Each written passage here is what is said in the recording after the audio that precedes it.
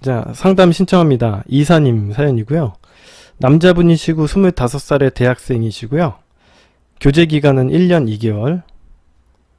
반복되는 점에 고쳐지는 모습을 보였지만 간혹 실수하는 걸로 다투다가 더 이상 제가 변하지 않는다는 생각에 전 여자친구가 헤어지자고 이별을 고한 케이스입니다. 전에 상담을 한번 받았었는데 헤어지고 난 후 한 달 후에 연락을 취했고 그때 상대방 답장 오는 걸 보시고 상황은 좋은 편이었는데 너무 만나려는 카톡으로 해서 그렇다는 시기였고요. 그래서 3개월 후에 다시 연락해보라고 하셨습니다. 그래서 3개월 지난 후 오늘 전화 한 통을 했고요. 결론은 안 받았고요. 그 후에 카톡 차단이 되어 있더라고요. 그래서 어떻게 해야 할지 모르겠습니다. 따로 뭔가 하려고 하지는 않았어요. 자, 제가 늘상 이야기를 해드렸지만 여봐 한 달 후에 연락을 취했을 때 답장도 하고 주고받았잖아요. 근데 문제는 뭐냐면 상대방에게 매달리는 행동을 항상 한다는 거죠. 제가 늘상 그런 행동 하지 말라고 해드리잖아요. 이제 왜 그런지에 대해서는 제가 이따 강의편에서 좀 이야기를 해드리도록 하겠습니다.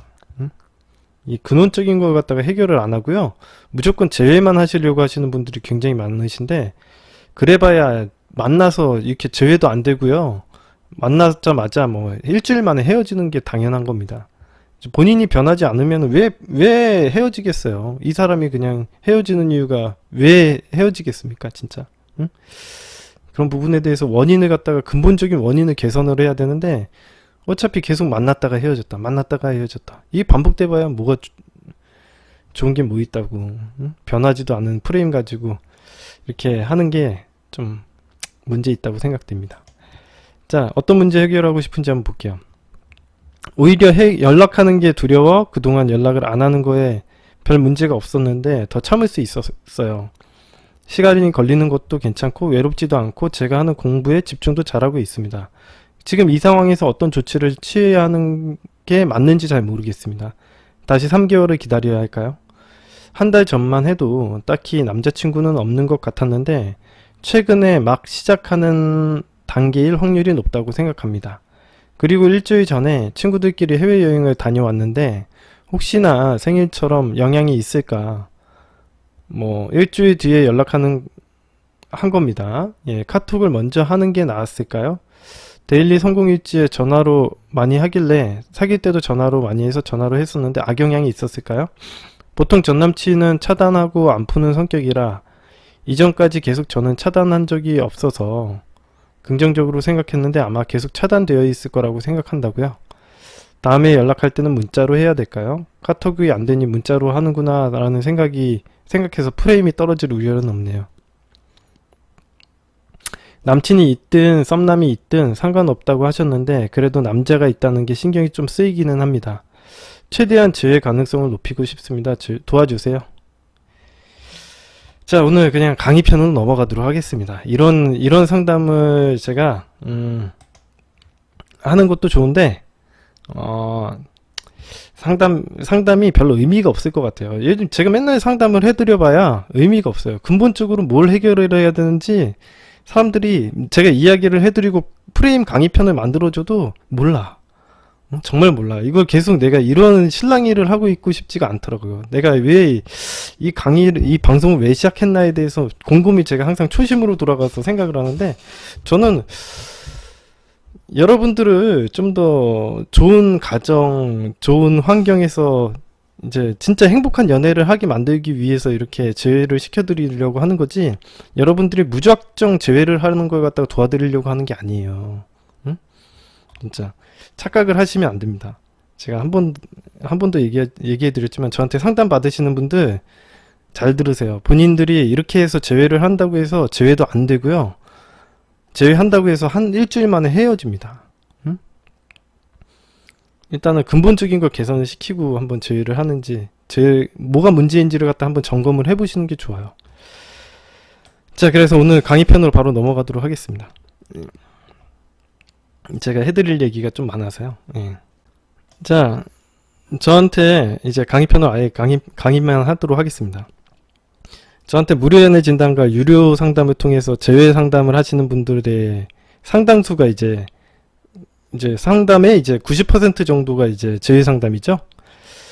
그런 의미로 오늘은 재회 방법에 대한 좀 심층 스터디를 해보는 시간을 가져볼까요? 맨날 똑같은 얘기만 하니까 저도 맨날 지치고요.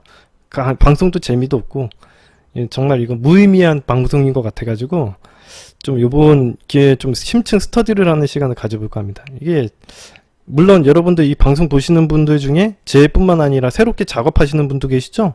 작업하시고 새롭게 뭔가를 하시는 분들도 계시잖아요. 응?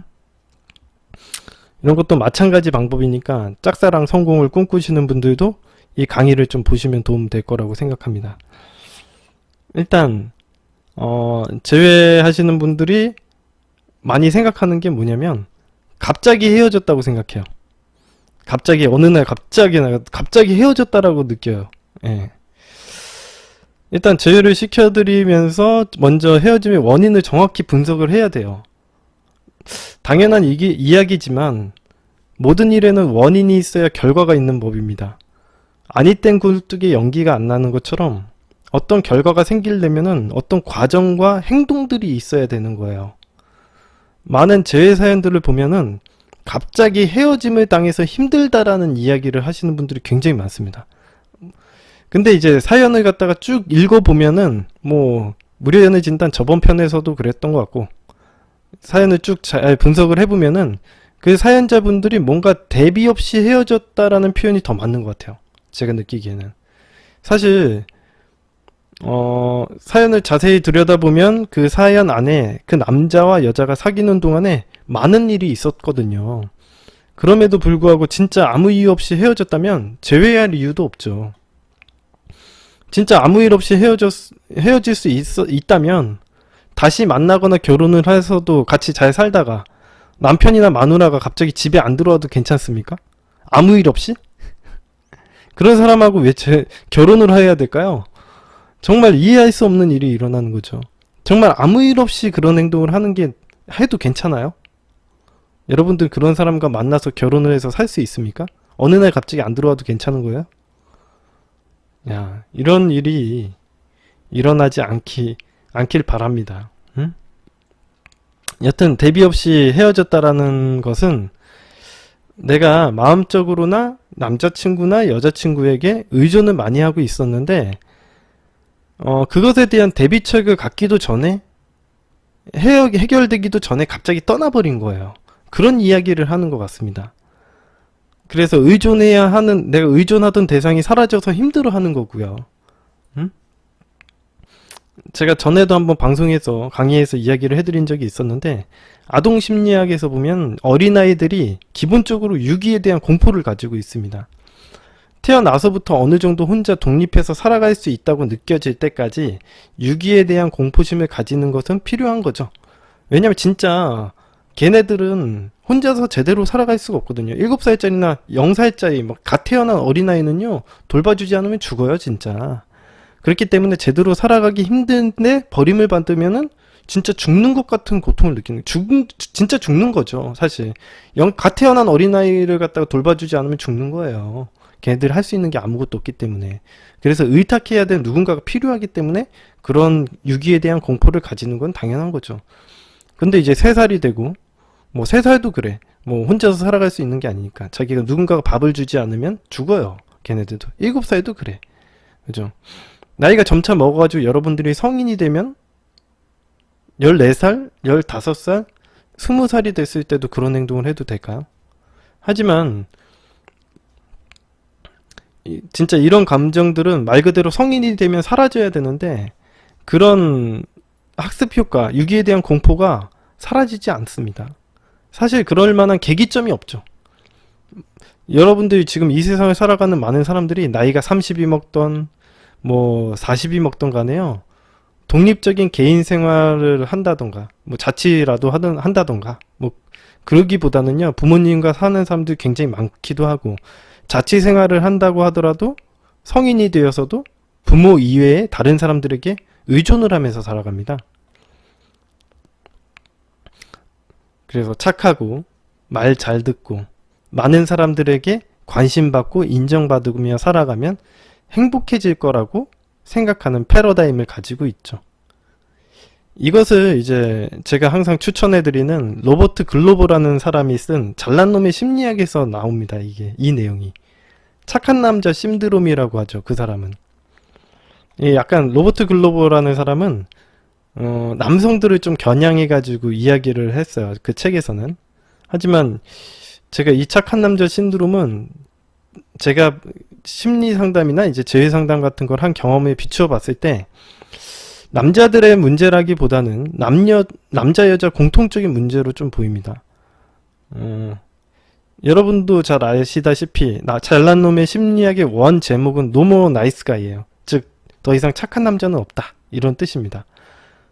여러분들이 사는 성인들의 세상에서는 더 이상 착한 인간이라는 건 존재하지 않습니다.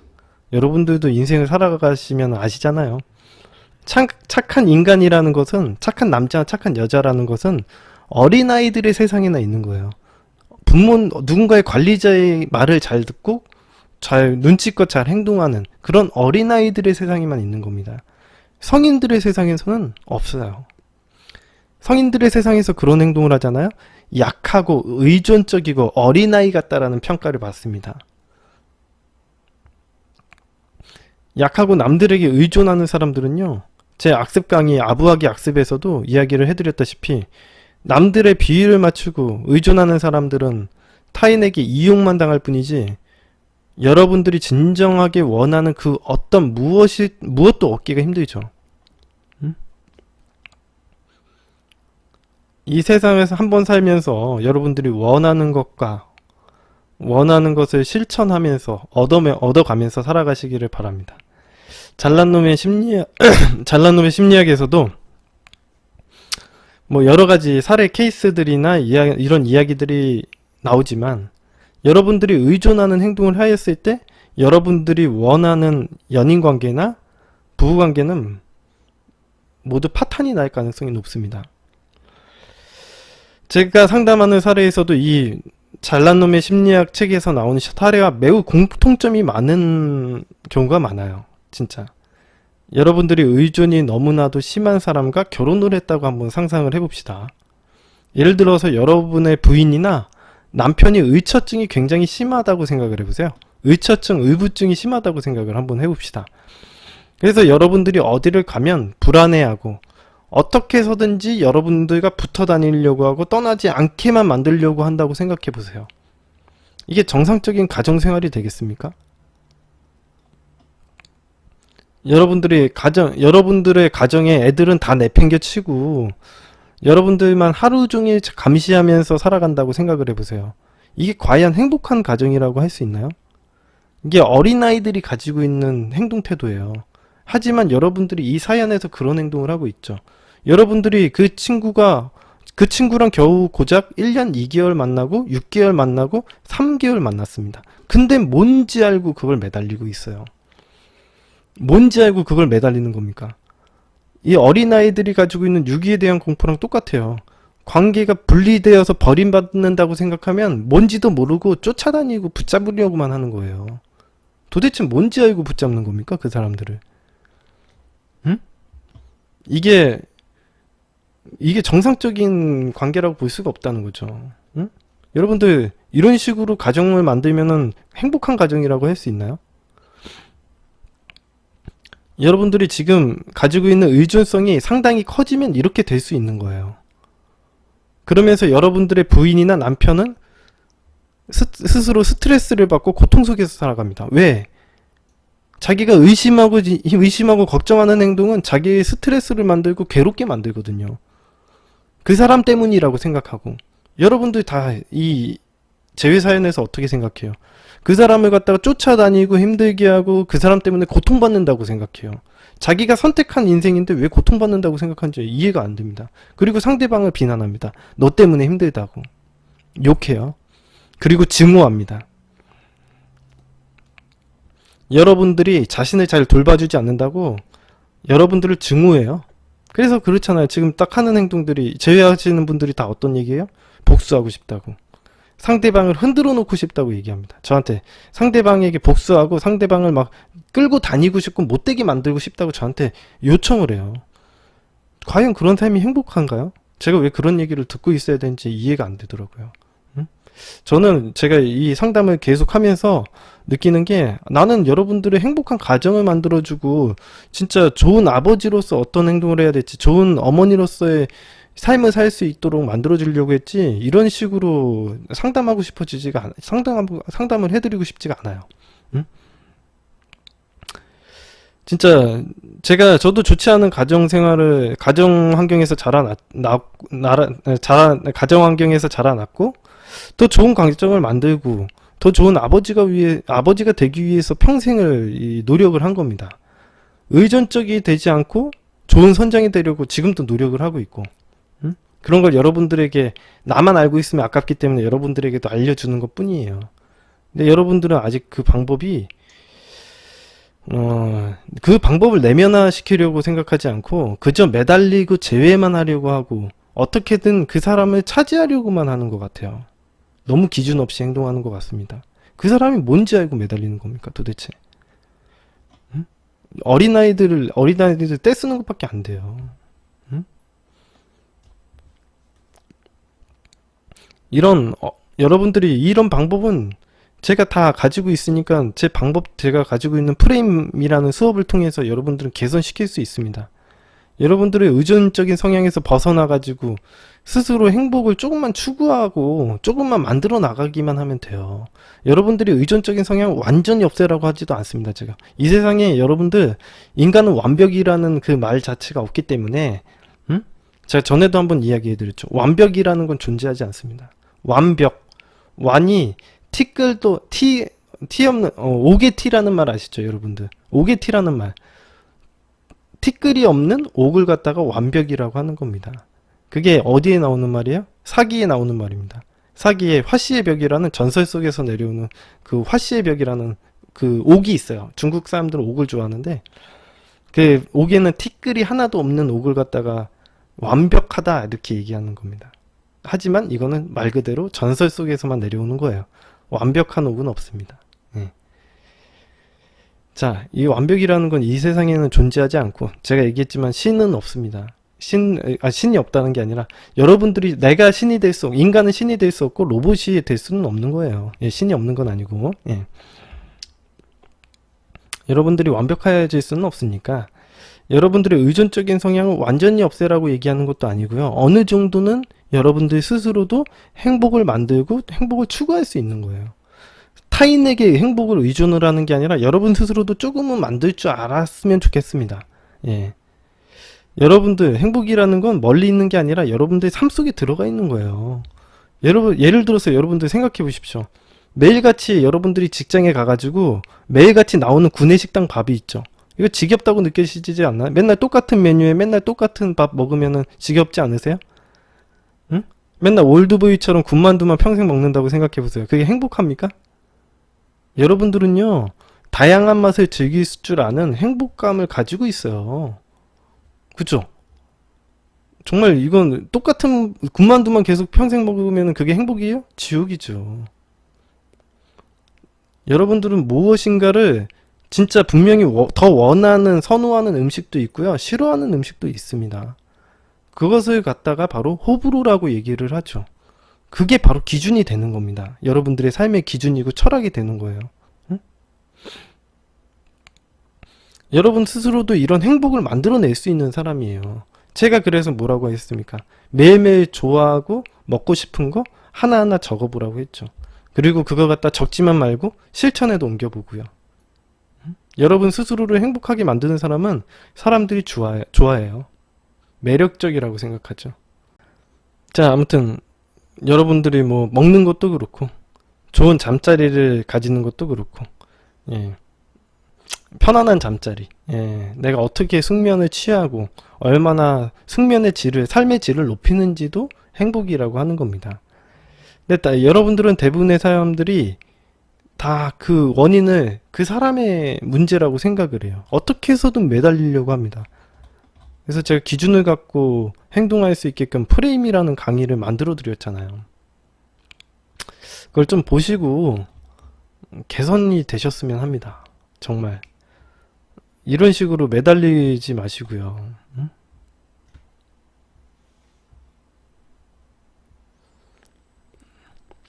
자, 아무튼 제가 이야기하는 거 잘 알려드렸죠? 그래서 제가 맨날 제가 왜 오늘 이런 식으로 좀 이야기를 해드렸냐면 맨날 똑같은 얘기를 하고 제가 오랫동안 상담을 해드린 분들도 변화가 없더라고요. 맨날 똑같이 매달리고 뭐 3개월 만에 연락이 안 왔는데 이제 요 오늘 이사님 사연도 그렇죠. 3개월 만에 연락을 했는데 씹었다 어떻게 하냐 이런 거 물어보지 않습니까? 이건 내가 답답해요. 이런 얘기를 하면은 진짜 답답한 얘기를 하는 거예요. 아니 우리가 어떤 예를 들어서 내가 작업을 한다고 생각을 해봐.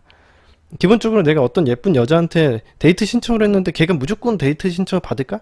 안 받지. 받을 때도 있고 안 받을 때도 있겠죠. 근데 저한테 항상 물어봐요. 제외 가능성에 대해서. 그럼 작업 성공에 대해서 물어보는 제가 작업을 성공하기 위해서 제외를 성공하기 위해서 방법론적으로는 제가 뭐 경험을 통해서 제가 최대한 이야기를 해드릴 수는 있겠지만 가능성에 대해서 논할 수는 없어요. 상식적으로 아니 내가 해봐야 알지 작업을 도대체 이건 작업을 안 해봤는데 뭐 가능성을 알려달래? 참, 네, 답답한 소리를 하는 겁니다. 이게 아니 그럼 내가 마음에 드는 여자 무조건 작업을 해서 다 돼? 그런 것도 없고요. 사실 일단 해봐야 되지. 그러니까 가능성을 높여가는 과정을 갖는 거지. 그거 갖다 무조건 가능성이 얼마나 되냐. 저 제외될까요? 라고 물어보는데 야 이건 참 답답한 노릇이더라고요. 진짜. 응? 내가 데이트 신청을 했는데 얘가 데이트 신청 안 받을 수도 있는 거지. 그거 가지고 우리가 어떻게 합니까? 그럼 뭐 3개월 기다려야 되냐. 기다리는 것밖에 답이 없네.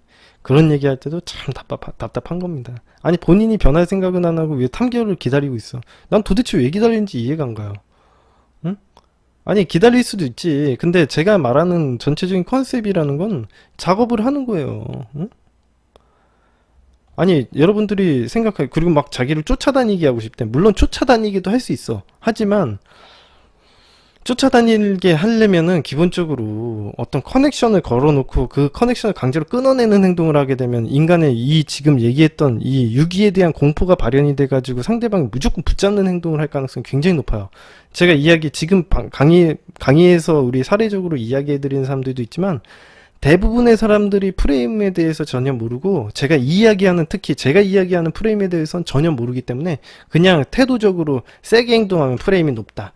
약하게 행동하면 프레임이 낮다 이렇게 판단하잖아요. 그런 게 그딴 게 프레임 아니고요. 제가 얘기하는 프레임은 제가 얘기했지만 쫓아다니게 하는 방법이에요. 근데 커넥션을 걸어놓고 강제로 끊어내는 행동을 하잖아요. 그러면 무조건 사람들이 버림받는다고 생각하고 자기에게 문제를 찾아요. 인간들이 그냥 설계가 되어 있어 그렇게.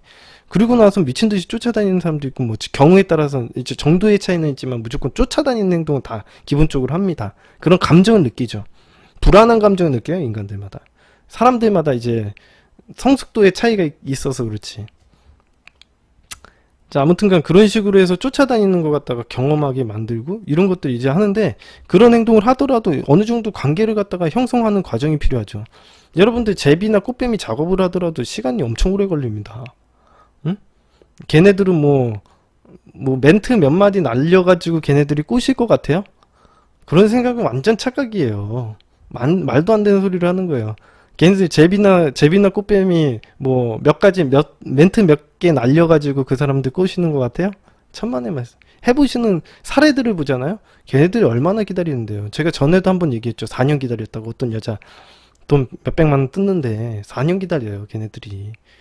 여러분들도 이게 단순히 막 기다리고 이런 문제가 아니라 그건 좀 뭐라고 해야 되지? 이게 제외가 안 되는 건 아니지만 시간이 오래 걸릴 수도 있는 거예요. 근데 이제 이 사람만 무조건 기다리고 있는 게 참 이해가 안 되더라고 나는. 응? 이런 식으로 해가지고 어떻게 가정생활이 돼요? 응? 자기의 삶은 없습니까? 도대체 자기의 삶은 왜 안 찾고 이렇게 매달리기만 하는지 그 근원적인 문제를 갖다 한번 따져봐야 될 것 같습니다. 응? 고통은 이 사람이 만드는 게 아니라 본인 스스로가 만드는 거라는 걸 잘 생각을 해보십시오. 그런 삶에 탈피해가지고 여러분들이 성숙한 어른이 돼가는 과정이 있었으면 좋겠어요. 그래서 오늘 좀 얘기를 해드렸고,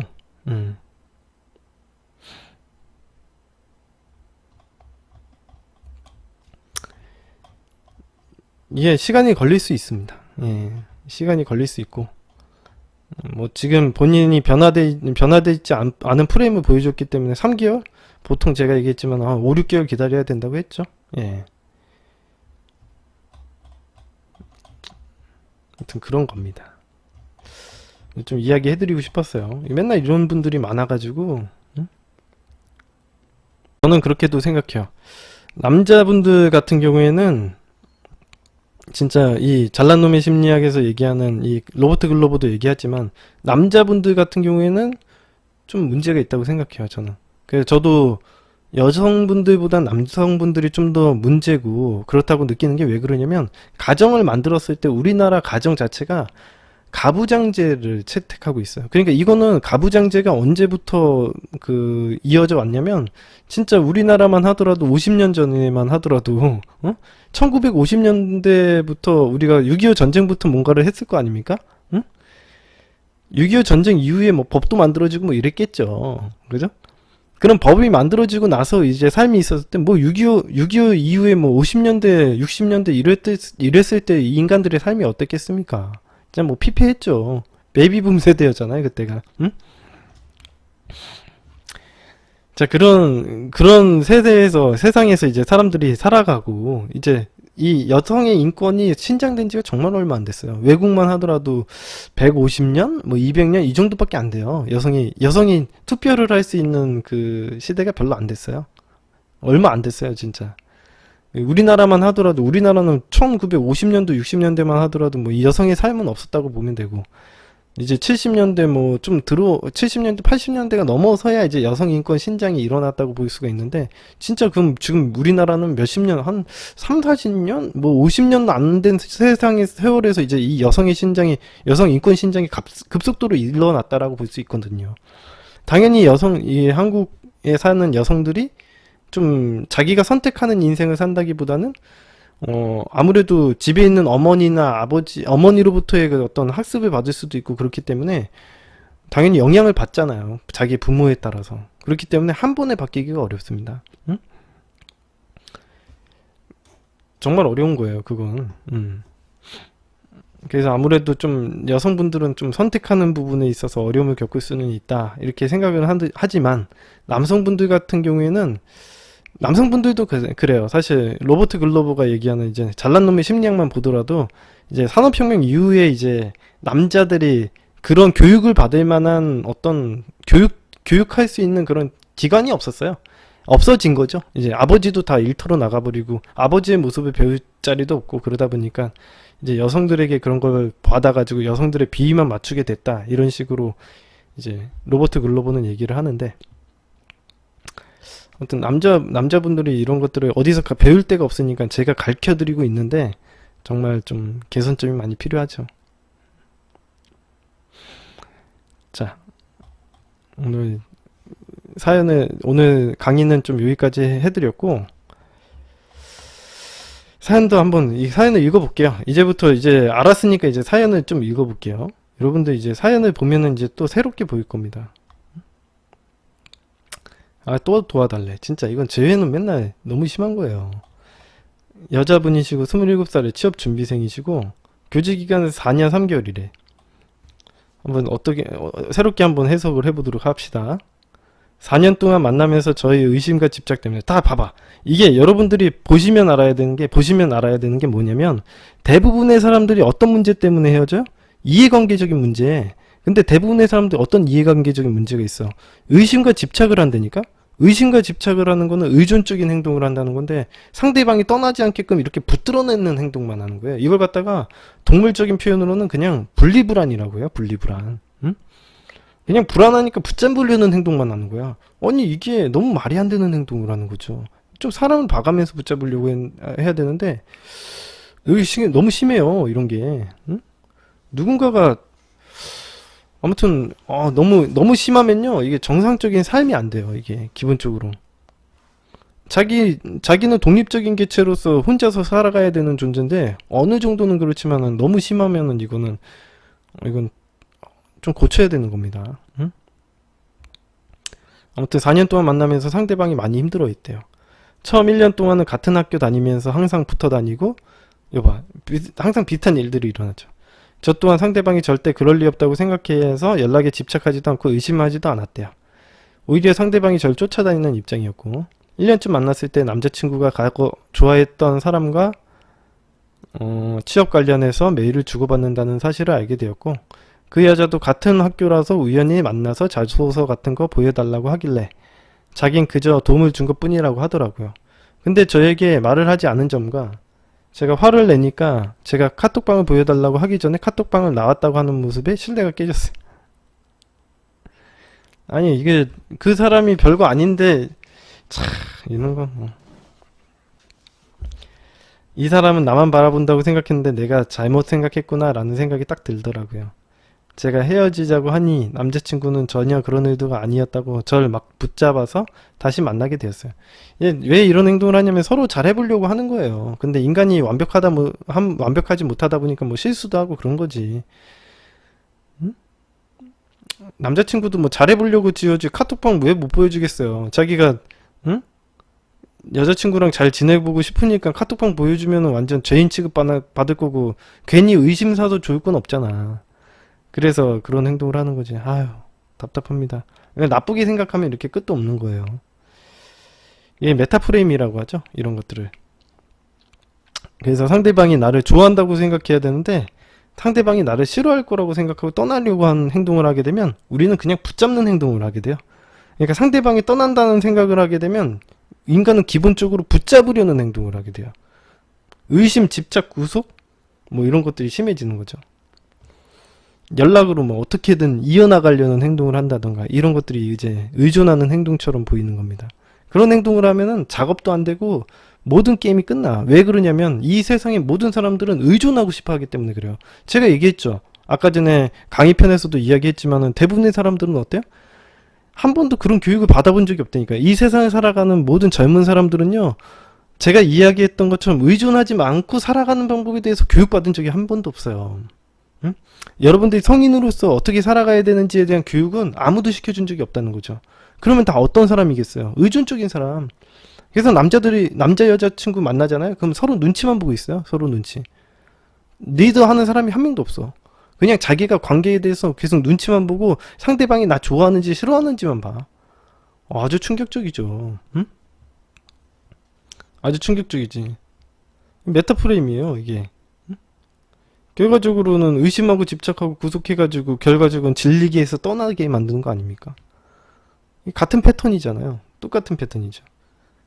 제가 얘기해드렸지만은 이 세상을 사는 모든 사람들 거의 99%의 사람들이 의존을 하고 있기 때문에 내가 가서 리드를 하려는 행동을 하게 되면 작업이 잘 되는 거예요. 관계를 리드하고 내가 선택하는 입장이라고 생각하고 행동을 해야지 작업이 잘 되는 거고 만남 관계도 잘 이어져 나가는 거예요.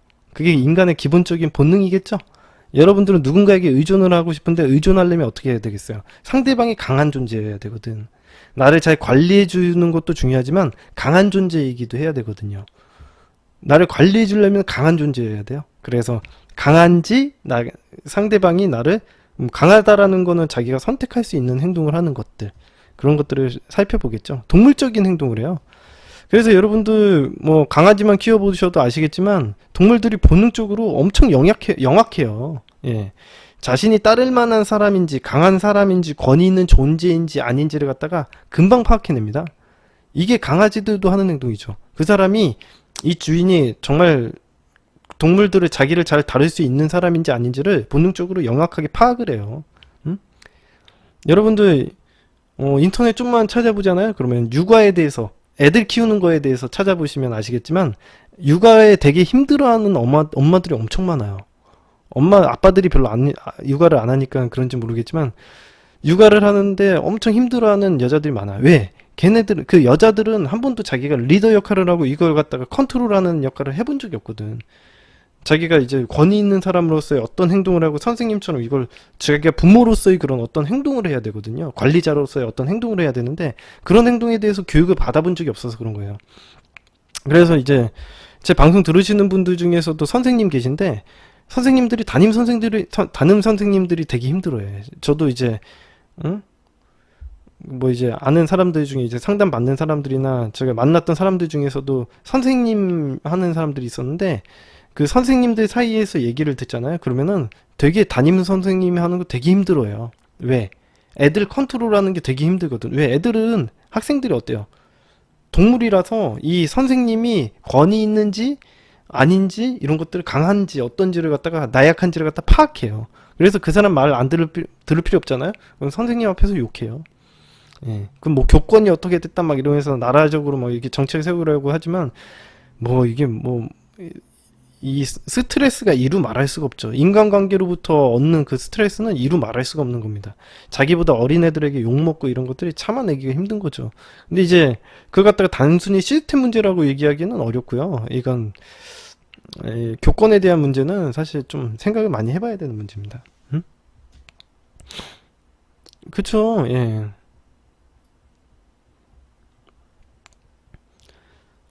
그런 문제라고 생각하시면 돼요.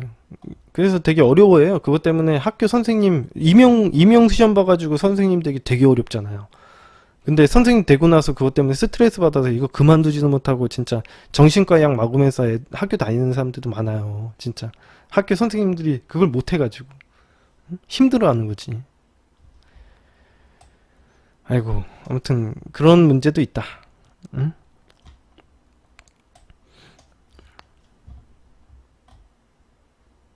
그죠? 애들 대하듯이 남자를 대하면 되는데 애들을 잘 대하고 나서 이제 남자들을 잘 대해야겠죠.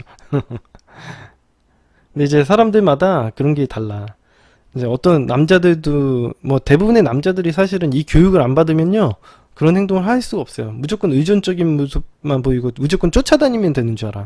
작업을 할 때도 마찬가지고 내가 연애를 갖다가 지속시키는데도 마찬가지지만 걔가 나를 선택할 수 있도록 만들어야지. 내가 제가 얘기했지만 내가 권위 있는 사람으로서 내가 어떤 응? 그런 행동을 해야 되고 내가 선택할 수 있는 입장이 돼야지 걔가 나한테 잘 보이죠. 상식적으로.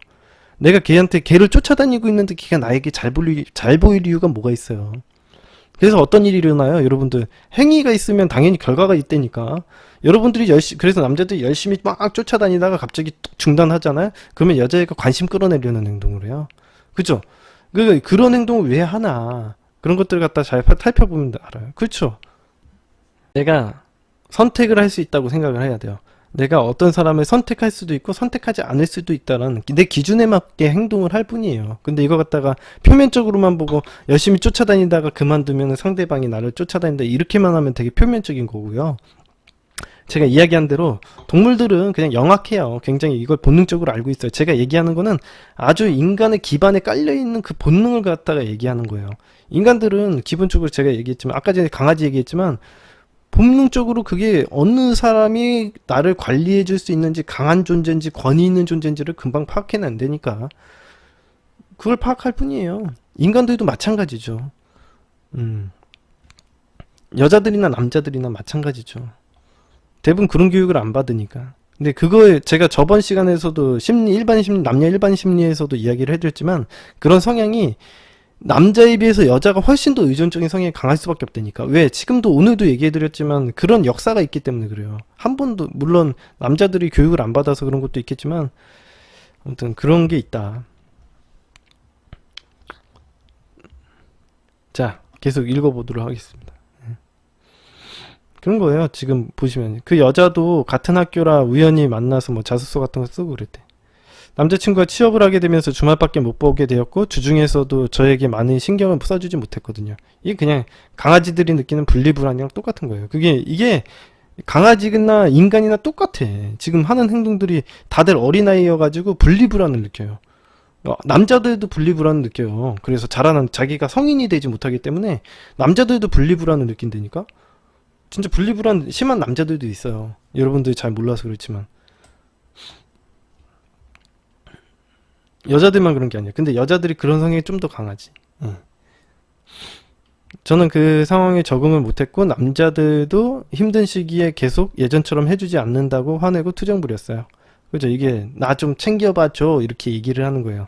분리불안이 생겨가지고 나 좀 봐줘, 나 좀 챙겨줘라고 어필을 하는 건데 이럴 때 보통 분리불안에 대해서 이제 검색을 해보시잖아요. 그러면 어떻게 치료하냐면 분리불안이 심하다고 해가지고 그걸 독려하는 행동을 하면 절대 안 된다고 나. 왜냐면 걔네들을 갖다가 아유 그래 힘들었지 그러면서 분리불안을 다독여주는 행동을 하게 되면 그 분리불안이 더 심해집니다. 보통 이 분리불안뿐만 아니라 모든 증상이 그래요.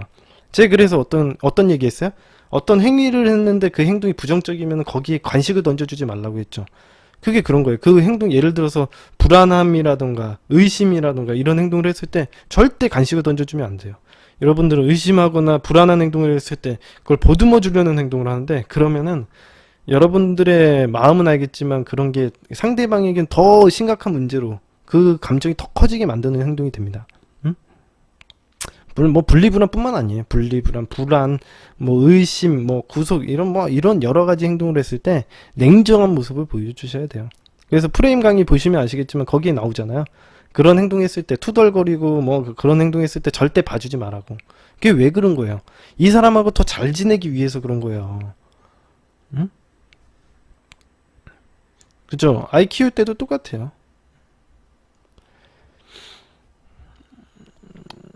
회사에서도 치이고 저에게도 치이면서 남자친구는 점점 지쳐갔죠. 그냥 남자친구도 자기가 이제 계속 막 보듬어 주려는 행동을 하는데 이게 끝도 없는 거예요, 사실. 응?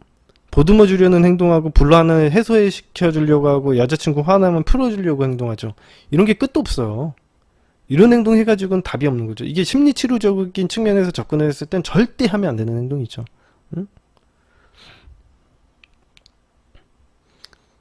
저에게 신경을 쓰지 않는 모습을 보이더라고요. 이거는 어쩔 수 없이 그런 거지. 이제 하다가 지쳐서 이제 떨어져 나간 거죠. 이때는 이제 얘 관리자가 잘했다고 보기는 뭐 얘가 관리자가 잘하고 못하고가 아니라 이건 얘네들도 그냥 상황적으로만 행동을 할 뿐이에요. 제가 얘기했지만 전체적으로 관리자라는 거는 제가 이런 식으로 이해를 하고 전체적인 틀을 보고선 관리를 할 수 있는 능력이 필요한데 그게 아니라 그런 측면에서 전체적인 틀에서 생각을 하지 않고 상황에 그냥 빠져 있어서 그냥 되는 대로 하는 거죠. 되는 대로 하다가 지치면 떨어져 나가고 뭐 이런 겁니다. 근데 뭐 이거 갖다가 보고서는 뭐 내 남자친구가 그래도 좋았는데 뭐 이런 얘기를 하는데 뭐 썩 그렇게 뭐 대단해 보이지도 않는데 뭐 그냥 좋다고 하더라고요. 뭐 그냥 아유, 비교하면 끝도 없고요. 예. 그 전까지는 제가 잘못해도 저한테 크게 화낸 적은 없었는데 저의 의심과 집착에 시달리는 모습들을 보던 동기가 왜 그렇게 여자친구한테 끌려다니냐고 했나봐요. 처음으로 저를 보고 싸늘하게 행동하더라고요. 예. 이거는 이제 그 친구가 이렇게 얘기를 해서 그런 게 아니라 그냥 지도 아니다 싶었지. 아니다 싶었지. 할 만큼 한 거야 자기도. 그래서 이제는 아니다 싶으니까 이런 행동하는 거지. 그 친구가 그런 얘기는 여태까지 내가 했던 행동들을 위한 어떤 계기점밖에 안 되는 거예요. 그러니까 결과적으로는 할 거였는데 걔 말이 어떤 그냥 계기점이 됐을 뿐이지 사실은 이런 행동이 그 사람이 얘기해가지고 휘둘렸다? 그렇게 볼 수는 없고요.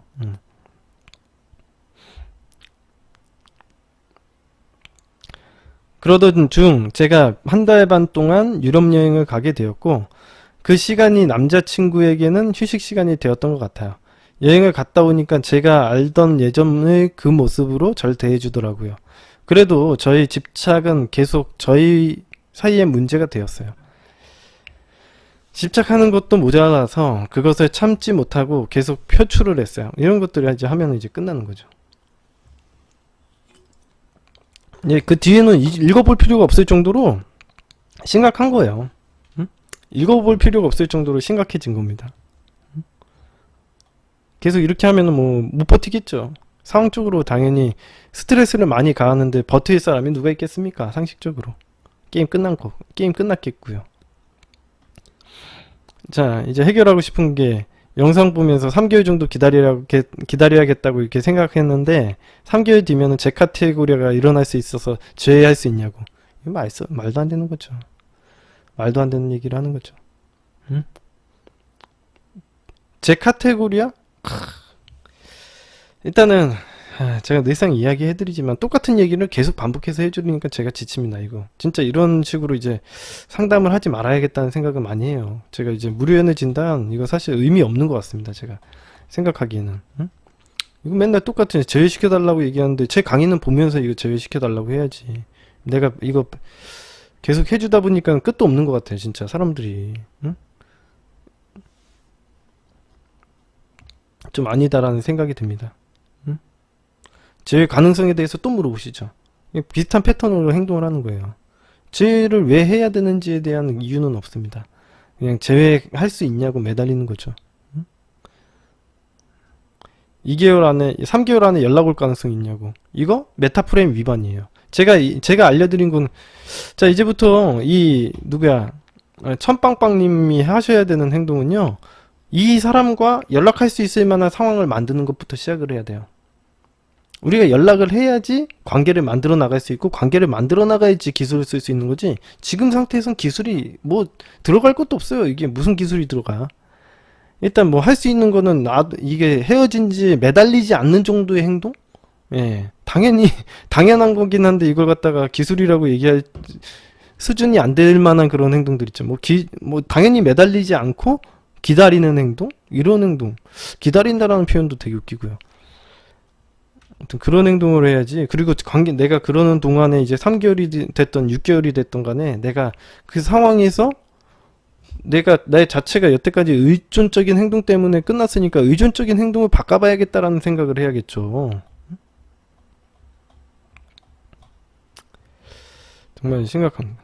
아니, 무료 상담을 처음 오시는 분들이 하시더라도 강의를 보고 오셔야 된다고 생각해요. 저는 이거 처음 보든 어쨌든 처음 오시는 분이든 뭐 나중에 보시는 분은, 저는 어느 정도 강의를 보시고 오셔서 상담을 받아야 된다고 생각합니다. 이건 뭐 제가 강의를 갖다가 한두 번 해주는 것도 아니고요. 이걸 방송을 매일매일 해주고 있기 때문에 맨날 떠들 수는 있겠지만 이건 이건 아닌 것 같습니다. 다른 편들 보면 되잖아, 사실. 이 내용 다 똑같으니까. 그러니까 강의 후기를 10개를 쓰고서는 상담 받도록 해야 될까 봐요. 진짜. 강의를 봐도 안 돼. 근데 그 사람들은 강의를 본다고 해서 느껴지는 바도 없어. 제가 얘기했지만 그래서 맨날 63화 보고 오라고 제가 전설의 63화 얘기하잖아요. 그런 거죠. 아무튼간 이런 식으로 이제 뭐 매달리는 행동을 하게 되면 제가 일단 기본적으로 제외를 시켜드리는 이론이 프레임 강의잖아요. 프레임 이론을 통해서 여러분들이 뭐 이건 잠깐 만났다가 헤어질 거면요, 그냥 제외만 시켜드릴 거면 이벤트 하세요. 이벤트 하시면 되죠. 잠깐 만났다가 헤어지면 되지. 근데 결과적으로는 뭐 3개월을 기다리든 뭐 1개월을 기다리든 6개월을 기다리든 만나서 오랫동안 만나야 될 거 아니야. 그러면 무조건 기다린다고 해서 능사가 아니라니까. 이게 기다린다고 해서 다 해결이 되는 게 아니에요. 자기가 변하는 게 싫을 것 같아요. 3개월 안에 변한다면 정말 기적적인 일이죠. 응? 내가 의존적인 성향을 3개월 안에 버린다? 기적적인 일이죠. 응? 6개월 안에 버린다? 아주 기적적인 일이죠. 응? 3개월 뒤에 제 카테고리화가 일어나는 게 아니라 내가 변하는 게 정말 중요한 거예요. 이런 일이 일어날 수가 없습니다. 예.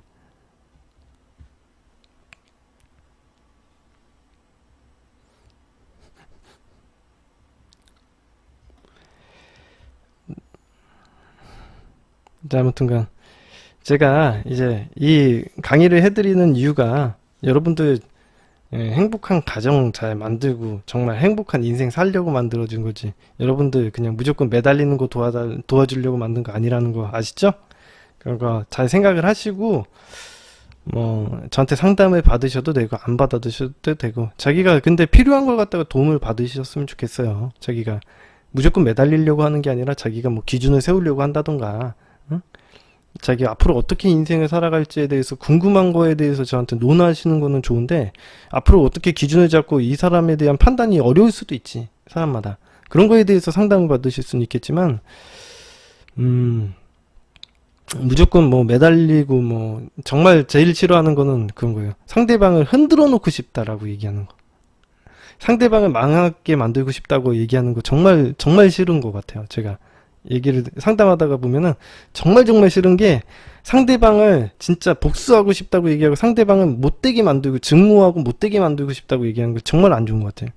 아니, 여러분들 결혼해가지고 사신다고 생각해봐요. 여러분들의 남편이나 부인이 진짜 못됐으면 좋겠어요? 정말 자기가 자식을 낳고 살아가는데 어떻게 그런 얘기를 진짜 그런 얘기도 충격적이에요. 충격적이에요. 여러분들 이게 자식을 낳고 안 살아가고 있지만 이게 연인 관계에서 그런 얘기를 한다는 건 정말 소름 돋는 일 아닙니까? 여러분들이 잘 살아가는데 여러분들은 말 그대로 망치고 싶다라는 얘기를 하는데 그런 사람하고 어떻게 재회를 해요? 그게 의존적인 의존적인 행동을 하는 사람의 그런 마음가짐인데 이 사람하고 어떻게 살아요? 정상적인 관계가 어떻게 되냐고요, 이게. 서로 행복해서 좋아서 만들어야 되는데 그 사람은 망치고 싶대. 와. 그 사람은 막 흔들어 놓고 싶대. 야,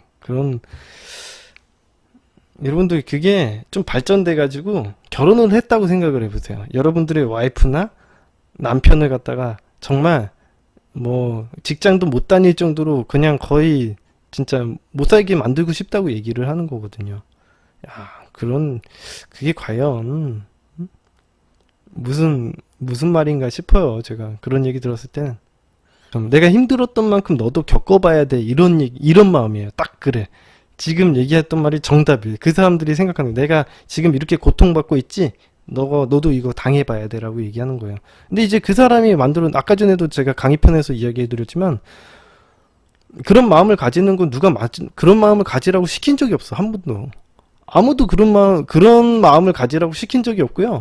자기 스스로가 그걸 만들어낸 거예요. 그 고통은 누가 만든 거예요? 자기가 만든 거지. 자기가 의심하고 집착하고 구속하는 바람에 자기가 마음이 힘들었고 자기가 만든 고통이지 그거 갖다 왜 그 사람 때문에 만들어졌다고 생각해요? 정말 황당한 거지. 누가 집착하고 의심하래? 아니면은 내가 그런 부정적인 것들은 내가 허용해주지 않으면 되지. 내가 기준을 가지고. 왜 그 사람을 갖다 욕하는지 이해가 안 돼. 그 사람 열심히 실컷 재밌게 만나놓고서는 그것 때문에 문제 삼는다라는 게 정말 아이러니컬한 문제인 것 같습니다. 응? 여러분들 성인이잖아요. 그런 거 필터링 할 줄 알잖아요. 왜 성인인데 그런 고통을 당하고 있어요? 진짜 이해가 안 되는 거지. 자기 인생 자기가 선택을 하는 거지 왜 그런 고통을 당하고 있나. 상식적으로 말이 안 되는 거지. 응? 아,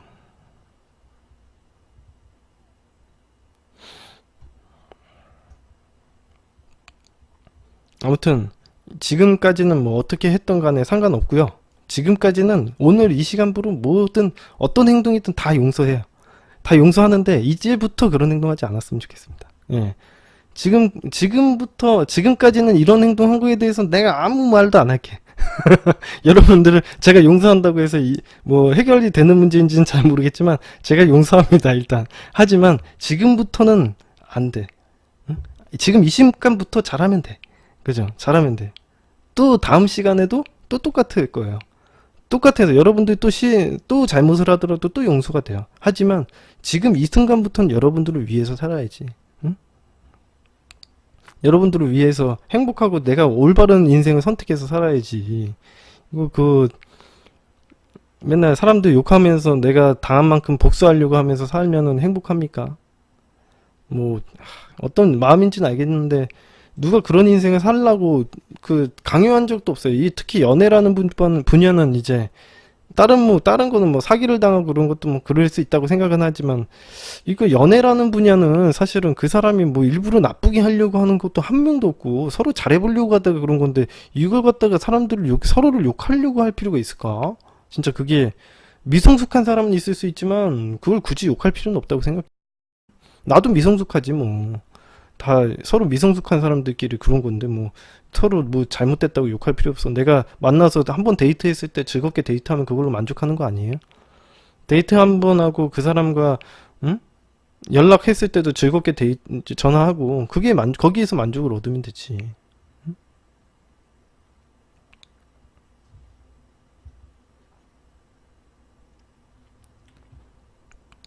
그죠? 내가 선택했다고 믿으세요. 모든 일은 내가 선택해서 만난 거지. 누가 억지로 시킨 것도 아니잖아. 누가 여러분들을 강제로 그 여자, 그 남자랑 만나라고 시켰습니까? 왜 그거 갖다 욕할 필요가 없다는 거지. 그 사람 내가 선택해서 만났는데 왜 내 행동에 대해서 후회하는 거예요? 저는 다른 것도 없어요. 진짜 제가 하는 건 딴 것도 없어요. 제가 행동에 대한 후회만 안 해요. 저는. 다른 거 없어요. 저는 여러분들하고 다른 거 하나도 없고요. 제 행동에 대해서 후회하지 않는 것 뿐이에요. 내가 한 행동인데 내 과거에 있는 모습도 다 나지. 왜 그게 내가 그때 상황에 가서도 똑같은 행동 할 거고요. 똑같은 모습이었을 거라고 생각해요, 저는. 항상 제 행동에 대해서 존중하고 선택한 거에 대해서 인정할 줄 알아야죠. 왜 그게 뭐가 잘못된 겁니까? 내가 누가 시켜서 한 것도 아니고 10년 전에 나도 나고 어제 나도 난 거예요. 다 난데 왜 그거 갖다 부정해? 응? 그럴만 하니까 그런 행동 했겠지. 응? 그때 나도. 그런 거 아니겠습니까? 자, 그래서 이런 얘기들 3개월 뒤면은 제 카테고리아가 일어나냐? 쓸모없는 얘기입니다. 예. 제 카테고리아가 일어나든 안 나든 내가 기준을 갖고 상대방을 대해야죠. 메타프레임 1번. 이 세상의 모든 사람이 나를 좋아하고 있고 내가 선택할 수 있다는 그런 생각을 가져야 돼. 선택을 하려면 기준을 가져야 되거든. 근데 지금 이 기준이 없어요. 기준이. 그냥 무조건 매달리면은 메타프레임이 없는 거예요. 그럼 뭐 내가 알려준 이 기술대로 안 하는 건데 이거는 뭐 의미가 없는 거지. 나는 왜 이 사람에게 그냥 의존하고 있다라고 얘기를 하는 거예요. 저는 이 친구에게 아직도 의존을 해요. 라고 얘기를 하는 거죠. 지금 말하시는 게 다 그런 거예요. 메타프레임이 없는 행동이에요. 저는 이 친구에게 어떻게든 제외를 하고 싶어요. 라고 얘기를 하는 거예요. 왜 제외하고 싶은지에 대한 이유가 없습니다. 얘기하라 그러면 뭐 어설프게 막 얘기해요. 아, 걔가 그래도 전 애들보다는 좀 난 것 같고 뭐 이런. 제가 보기엔 뭐 아무튼 답답한 얘기를 하는 거죠. 2번 3개월 안에 상대방에게 먼저 연락 올 가능성이 있을까요? 아니 연락을 하면 되지 왜 연락이 자꾸 오는 걸 바라는지는 이해가 안 되는 부분이 이런 거예요. 아, 상대방이 연락 올 가능성이 있냐? 아니 그러면 남자들은 작업은 어떻게 합니까? 내가 먼저 가가지고 연락하면 큰일 나겠어 아주. 응? 내가 선택하는 입장이 돼야지 왜 상대방에게 연락 오는 게 무슨 상관이에요 도대체. 연락이 오면 뭐가 달라집니까? 응? 내가 데이트를 할 수 있는지 없는지 아니 내가 데이트를 갖다가 하고 싶으면은 내가 마음에 드는 여자한테 연락해가지고 데이트 되냐 물어보면 되는 거지. 안 될 수도 있지. 그거 갖다가 무조건 뭐 되냐 안 되냐를 따질 필요가 없지. 이런 얘기가 뭐냐면 내가 어떤 예쁜 여자가 있는데 그 여자한테 말 걸면은 걔가 날 좋아할 거예요 얘기하는 건데 그런 황당무계한 얘기가 어디 있습니까 사실.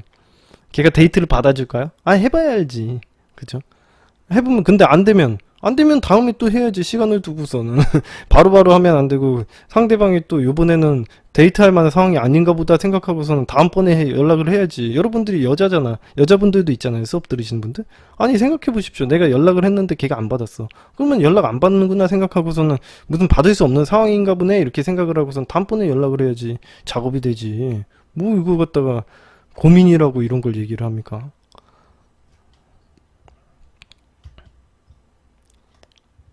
그러니까 거절당하는 게 두려우니까 이런 행동을 하는데 아니 여러분들 이 세상을 살아가면 거절투성이에요. 거절투성이. 뭐 여러분들 무조건 여러분 마음대로 다 되는 일이 어디 있습니까? 거절도 당하는 거지. 응?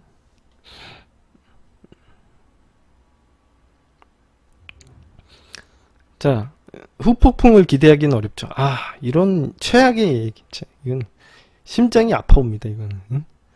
내가 이런 식으로 이런 걸 하려고 방송을 했나라는 생각이 들 정도로 이건 후폭풍은 무슨 맨날 똑같은 거 물어보잖아요. 그리고 이게 제가 뭐 가끔씩 물어보면은 아 그래 뭐 그럴 수 있다 이렇게 치는데 아니 이건 맨날 물어보네. 맨날 후폭풍 제외할 수 있는지 뭐 연락이 올 가능성이 있는지 이거 펫 레파토리 아닙니까? 이런 거 이딴 거 물어볼 거면 진짜 이거는 좀 아니잖아. 응?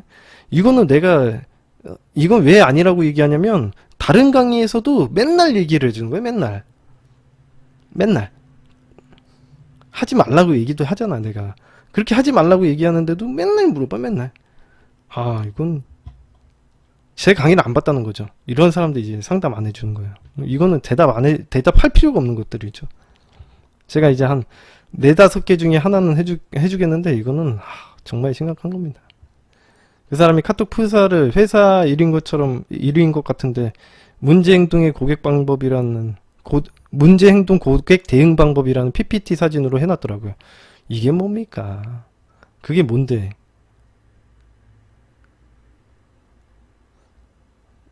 제가 한번 읽어볼게요. 여러분들 이게 뭔 얘기인지 한번 들어보세요. 이게 뭔 얘기인가 이렇게 한번 그 사람이 카톡 프사를 회사 일인 것 같은데 문제행동 고객 대응 방법이라는 PPT 사진으로 해놨더래요.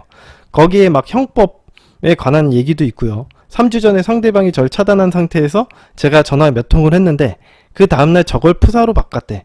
저한테 신고하겠다라는 말과 오버랩 되면서 저한테 하는 말인 것 같다. 만약 위의 푸사가 저한테 하는 말이라면 그 정도로 저에 대한 이미지가 부정적이라는 건데 그런 경우에도 제외가 가능하냐는. 야, 여러분들 이런 얘기를 들으면 어떻습니까? 진짜 이거는 이게 무슨 소리? 나 한참 들었잖아요. 한참 듣고 있잖아요. 여러분들 유료 상담할 때도 이런 얘기가 많아. 그러면 한참 듣고 있으면 이게 도대체 무슨 얘기를 하시는 건지 난 잘 모르겠다고 이게. 이게 도대체 무슨 얘기를 하고 싶은지, 이게 무슨 얘기를 하고 싶은 거야 도대체? 응? 답답하는 거죠. 이게 제외를 하는 방법도 아니야. 이거는 제외하는 방법이랑도 관계가 없고 이게 무슨 얘기를 하는 건지 한참 생각하고 좀 정리해서 얘기해. 아니 하고 싶은 게 뭐가 있는지. 제외는 아이고 뭘 하고 싶은 건지 뭔지 모르겠어. 이 사람 그냥 어떻게든 매달리고 싶은 거죠. 그냥 의존적인 행동을 하는 거죠. 상대방 반응을 살피는 것 같아요. 상대방 반응을 살피고 어떻게든 매달리려고 눈치 보고 있는 거죠. 근데 되게 웃긴 거는 뭔지 알았어요? 요 사연에 나와 있는 이 남자도 눈치 보는 스타일이라는 거야. 황당하게도. 그래서 서로 눈치만 봐. 어이구, 상대방의 감정이 있는지만 확인만 하고 계속 눈치만 봐. 답답한 거죠. 예. 남자분들도 어렸을 때부터 그런 거 배우잖아요. 계속 눈치 보고, 엄마 눈치 보는 거 배우거든요.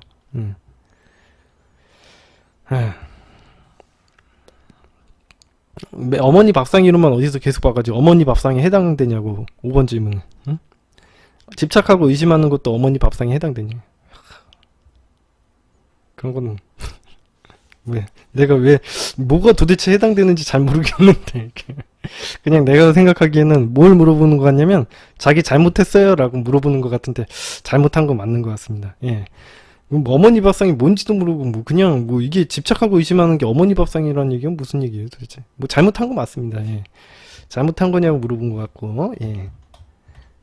자, 여러분들 제 방송 보시고서 좀 진짜 좋은 아버지 어머니 꼭 되시기 바랍니다. 그래, 여러분들 여자분들도 제 방송을 좀 보셔야지 어느 정도 나중에 애들 키울 때 도움이 되시겠죠. 그죠? 어느 정도 관리자의 역할로서의 행동을 할 줄 알아야 된다고 봐요. 이제 지금 심리 치료를 하다 보면은 하려고 한다 보면은 엄마들이 딸이나 이제 딸에게 의존하는 경우들이 좀 더 있더라고요. 이제 자기 남편한테 의존을 못하니까 이제 딸에게 의존을 하는 경우가 종종 있었어요.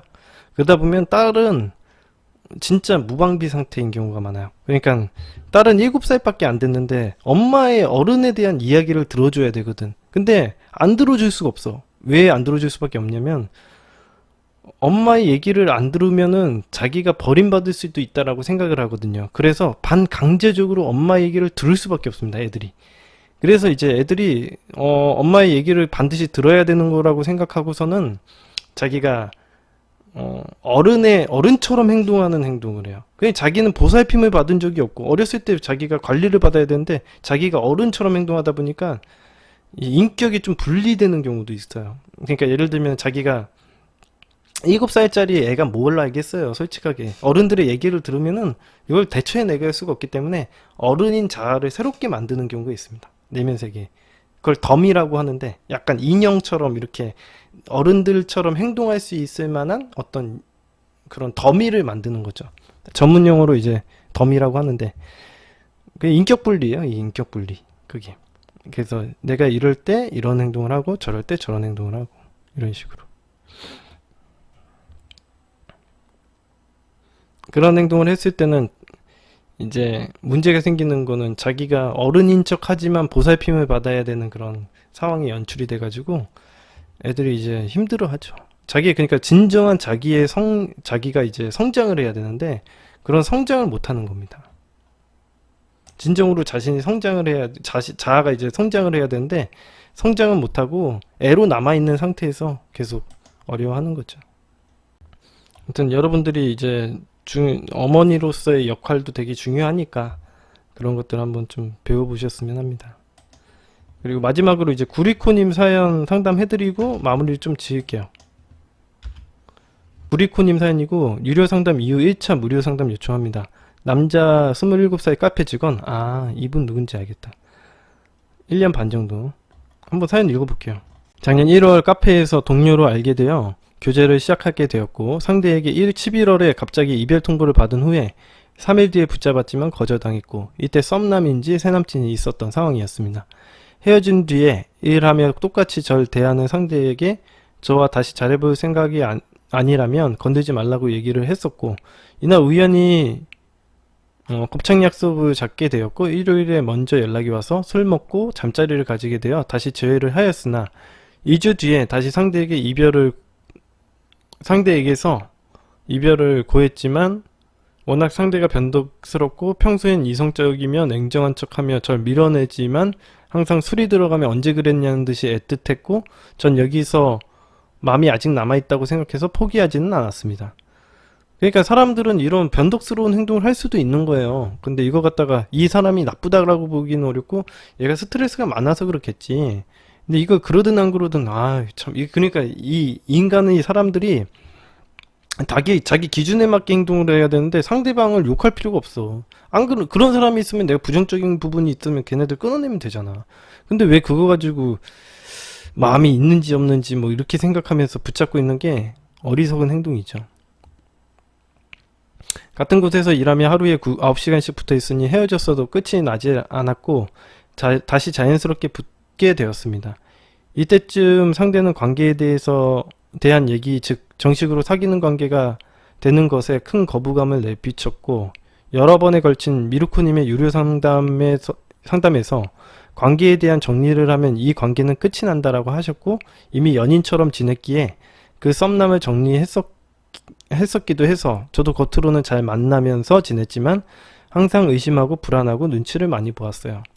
결국 이런 문제와 다시 썸남이 연락이 오고 둘이 의심 가는 행적과 상대방의 식은 태도로 끝이 보이게 되어 헤어지게 되었고 제가 알겠다며 붙잡지 않으니 5일 뒤에 주말에 새벽에 먼저 연락이 한 번 왔었으나 제가 자느라 연락을 받지 못했고 다음날 상대방 인스타에 뭐 어쩌고저쩌고 얘기 쭉 하는데 일단 제가 정리해서 이야기를 해드릴게요. 이 사연은 제가 잘 알고 있기 때문에 좀 정리해서 얘기하자면 결과적으로 막 이야기가 되는데 이 여자분이 카페 매니저나 뭐 좀 약간 그런 역할을 해요. 그리고 이 사람은 밑에서 도와주는 직원입니다. 남자 직원인데 이 남자분의 특성이 뭐냐면 되게 자기 성격이 강해. 고집이 세. 고집이 센데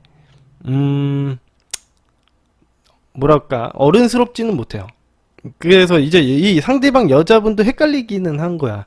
이게 상대방이 막 약간 고집스러운 부분도 있고 뭐 성격도 있어가지고 그런 부분 때문에 이 사람이 강한 사람인가 라고 생각을 했다가도 막상 막 둘이서 붙으면 진짜 애처럼 싸워요. 그러니까 이 여자분하고 남자분하고 애처럼 막 싸워.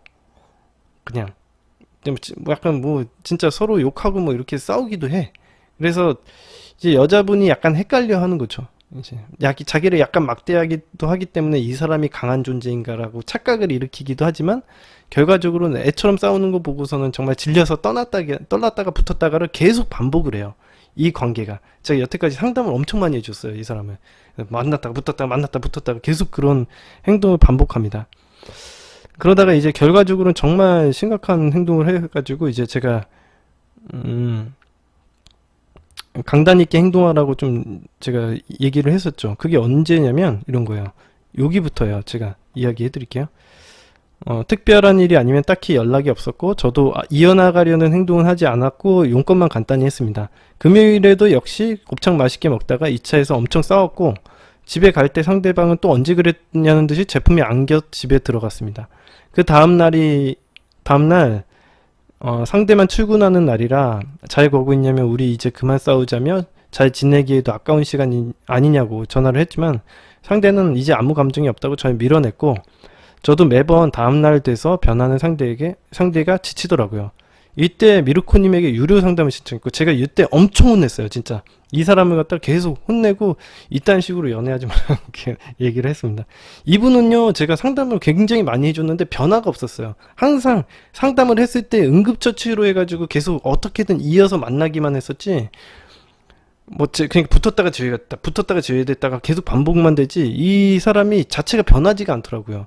그래서 제가 이때는 욕했죠. 여태까지 나한테 상담 받았는데 변한 게 뭐냐, 이러면서 제가 얘기를 했었습니다. 저는 저를 이렇게 갖고 노는 행동에 대해서 매우 화가 나가지고 상대에게 눈길도 주지 않고 일을 했습니다. 그동안 이렇게 일하며 싸우고 풀기를 반복했었지만 정말 지치더라고요. 그래서 상대에게 다음날 돼서 너가 이러는 것도 싫고 너한테 좋은 동료, 좋은 오빠로 남기도 싫고 같이 담배 피러 나가는 것조차 싫으니까 그냥 일만 하게 내버려 두라고 하였고, 상대방은 자기도 그게 궁금하다면서 수긍하였습니다. 그리고 다음날 선생님과 상담해서 크게 혼이 난 후 그냥 사과하고 잘 지내라는 말씀. 그러니까 제가 뭐냐면, 왜 이렇게 애들처럼 싸우냐고. 그냥 너가 좀 어른이 되면 안 돼? 좀 미안하다고 얘기하고 잘 지내. 그냥 잘 지내면 될 것 같은데 왜 이렇게 쓸데없이 싸우냐고 제가 엄청 뭐라고 했죠. 응? 그래서 이때 다시 제외가 됐어요. 제가 얘기하는 저는 이제 상담을 해보다 보니까 상황적으로 제가 어떤 행동을 해야 될지 제가 이야기를 해드리는데, 아니 이거 정말 쓸데없이 싸우기만 하더라고요. 그래서 굳이 같이 일할 사이고 안 볼 사이도 아닌데 굳이 왜 이렇게 싸우냐. 그리고 이 여자분도 원하는 게 그거였어. 그냥 싸우지 않고 사이좋게 잘 지냈으면 하는 마음이 있었던 것 같아. 전체적인 이 남자분이 써놓은 이 사연과는 전혀 관계가 없이 이 사연 내부적으로 좀 돌아가 보면 여자분도 사이좋게 잘 지내려고 하는데 그게 잘 안 돼서 맨날 싸우게 돼서 그것 때문에 힘들어요. 이 여자분도 애처럼 계속 싸워 그냥. 그래서 이제 제가 좀 더 어른스럽게 행동하라고 막 이렇게 조언해줘가지고 결과적으로는 잘 됐죠. 잘 될진 몰랐어. 사실 저도 그렇게 해가지고, 아 야 너 이거 이렇게 해가지고 어차피 헤어졌다고 생각하고 그냥 사과하고 잘 지내, 이 정도 이렇게 해가지고는 너 방법 없어, 뭐 이렇게 얘기했거든요. 그랬더니 그렇게 해가지고 그 사람이 이제 자기 성격 죽이고 이제 잘 지내보자 이렇게 해가지고 잘 지냈더니 그래서 또 붙었죠 한번.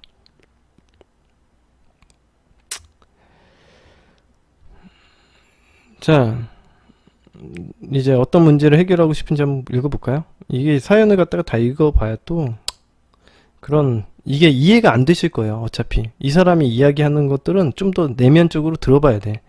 밑에 있는 얘기가 좀 있는데 들어봐도 어차피 별로 크게 이해도 안 되고 왜 이런가 싶기도 할 거예요, 여러분들이. 그래서 그냥 건너뛰도록 하겠습니다. 어떤 문제를 개선하고 싶은지 한번 볼게요. 정말 끝이라고 생각했고 지긋지긋하다고 생각했었습니다. 그리고 물론 분위기가 좋다고 해서 덥석 물고 예전처럼 밥상 차려주기도 싫었대요. 이게 밥상 차려준 게 아니고요. 그냥 뭐라고 해야 되지? 무료 연애 진단 신청 후 상황이 많이 바뀌어서 수정한 상태고요. 이 상황이 실감 나지도 않기도 해요. 자격 심사를 제대로 한 건지 모르겠지만 3일 내내 붙어 있으면서 앞으로 제 눈에 또 그 사람이 띄면 그땐 정말 끝이라고 얘기를 했고, 앞으로 함께 하고 싶은 것들도 잘 얘기했어요. 당근 정리하고 오기 전까지 완전 받아준 건 아니지만요. 저도 상대에게 상처를 많이 받았지만 상대 또한 최근 들어서 저와 싸우면서 제 욕과 말과 태도에 상처를 많이 받았을 텐데 잘 극복하고 건강하게 만나는 방법이 궁금합니다. 그리고 꼭 이 사람이 아니어도 된다고 생각해요. 밥상 끊는 게 너무 어렵고 제외했을 때도 제가 눈치 보고 편하게 만나지를 못했습니다. 선생님 가르침 덕분에 여기까지 오게 된 것 같아요. 제가 이 상황에부터 어떻게 선정 역할을 잘 해나가야 될까요? 일단은 절대 이분은요, 좀 감정적으로 행동하지 말아야 되는데 이걸 어떻게 설명을 해야 되나.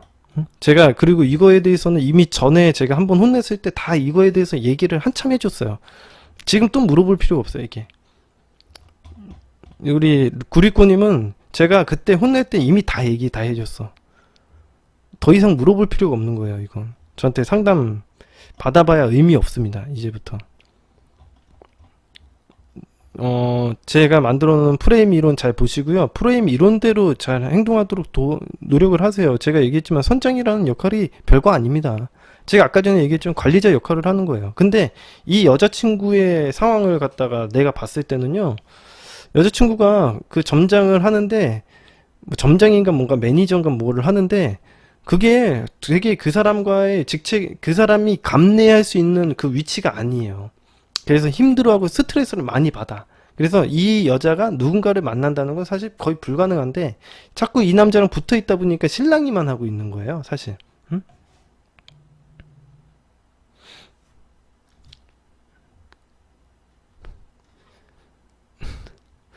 아무튼 그 실랑이만 하고 있는 거예요. 그래가지고